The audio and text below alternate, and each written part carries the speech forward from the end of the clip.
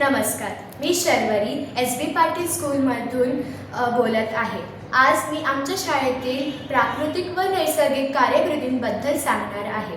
ह्या वर्षी आम्ही roots and shoots eco club व अजून खूप संस्थांशी जोडले गेलो आणि ह्याच्या खाली खूप साऱ्या कार्यकृती केल्या।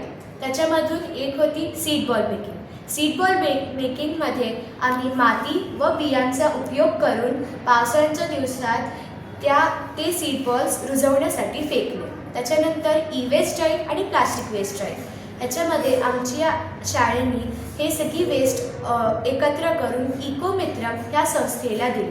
त्याच्यानंतर टॉय कलेक्शन ड्राईव्ह ह्याच्यामध्ये आम्ही लहान मुलांकडून व मोठ्या मुलांकडून जुनी खेळणी घेतली, जुनी पण चांगली खेळणी घेतली आणि ह्यांना NGOsला पाठवले।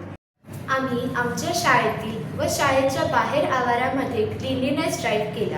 क्लिनिनेस ड्राईव्हमुळे आम्हाला पर्यावरण संरक्षण व स्वच्छता ह्या भावना जागरूक झाल्या।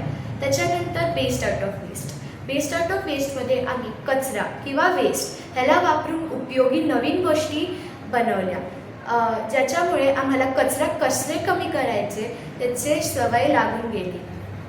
हे सगळे उपक्रम आम्ही एक संघ होऊन केले, ज्याच्यामुळे आम्हाला टीमवर्क, नेतृत्व असे कौशल्य आमच्यामधील वाढले।